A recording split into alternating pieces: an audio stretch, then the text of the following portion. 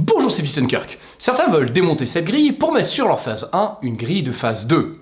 Alors, c'est techniquement possible parce que les attaches sont au même endroit. Cependant, je déconseille de le faire car c'est horriblement difficile à démonter sans la casser.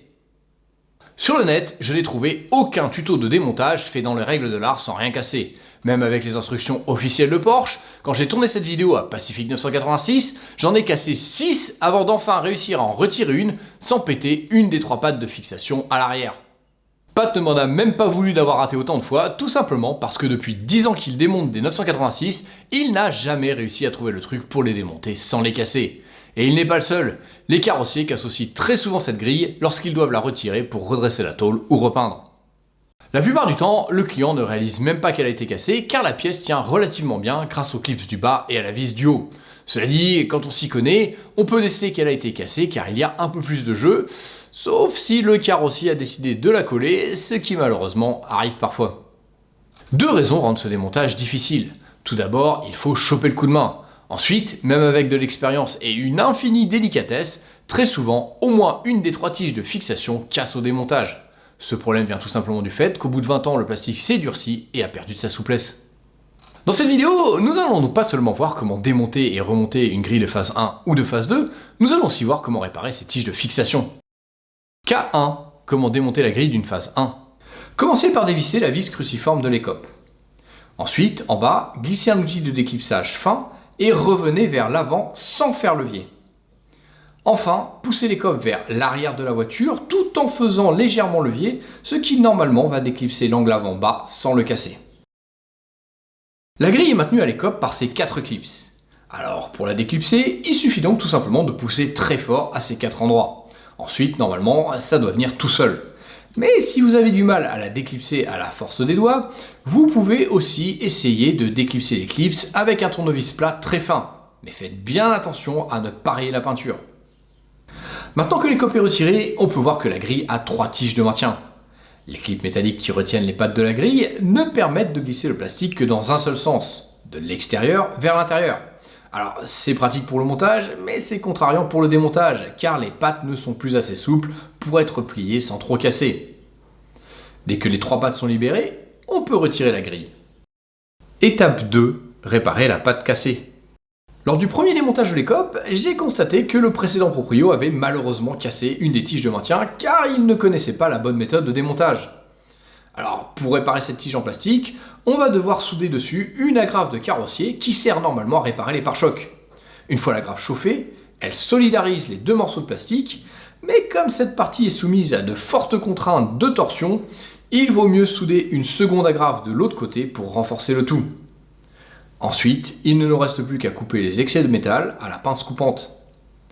Pour finir, le carrossier a tenu à poncer un peu la surface pour gommer les irrégularités du plastique fondu. Mais honnêtement, vu que cette partie n'est pas visible, ça n'est pas nécessaire. Maintenant, on a une pièce bien plus solide. Étape 3. Comment reclipser la grille. Commencez par clipser la grille en glissant les pattes en plastique dans les attaches métalliques pour pousser avec le doigt de l'extérieur vers l'intérieur. Ensuite, prenez l'écope, puis glissez le clip avant-bas dans le rebord de la tôle de l'aile, et enfin poussez l'écope d'une main tout en tirant par l'arrière la grille de l'autre main sur tout le contour. Le plus dur étant les 2 clips arrière en haut et en bas. Une fois que c'est fait, il ne reste plus qu'à remettre la vis. Cas 2. Comment démonter la grille d'une phase 2. Les grilles de phase 2 ont aussi un système de pattes en plastique noir similaire à celui des phases 1. Tout comme pour les phases 1, il faut commencer par dévisser la vis. Avant de tirer comme une brute, regardons sur une pièce déjà démontée comment le contour noir est clipsé sur la grille. On voit que le cerclage en plastique noir est clipsé à la grille par 4 clips. Sur les 4, seul celui avant en bas peut être déclipsé en passant un tournevis plat sous la 2e lame en partant du bas. Quand vous avez réussi, vous pouvez aussi tenter de déclipser celui à l'avant en haut en essayant de faire levier avec le tournevis en le glissant sous la 1re lame en partant du haut. Mais attention, les autres clips ne peuvent pas être déclipsés en poussant avec un tournevis car on n'a aucun moyen de pousser dans le bon sens.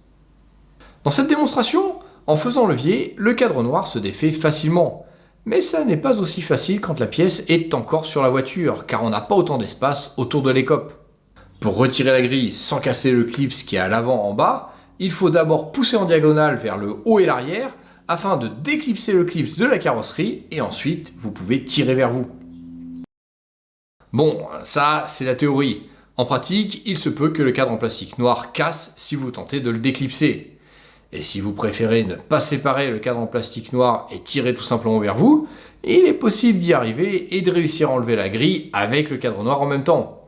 Le problème, c'est qu'avec cette méthode, une ou plusieurs pattes peuvent casser. Cela dit, même si vous cassez une ou plusieurs pattes, ça n'est pas si grave. Car contrairement aux grilles de phase 1, la grille de phase 2 tient très bien même sans l'encadrement en plastique noir. Il suffit de la clipser en commençant par l'arrière et en poussant vers le haut. Et dès qu'on a passé le clips du bas par-dessus le rebord de la tôle, la grille tient très bien. Et une fois la vis en place, elle ne bouge plus du tout. Au final, comme j'ai dit en introduction, ce n'est pas un démontage intuitif ou facile. Alors je vous déconseille de chercher à démonter cette grille sans avoir une très bonne raison. Allez, à la prochaine!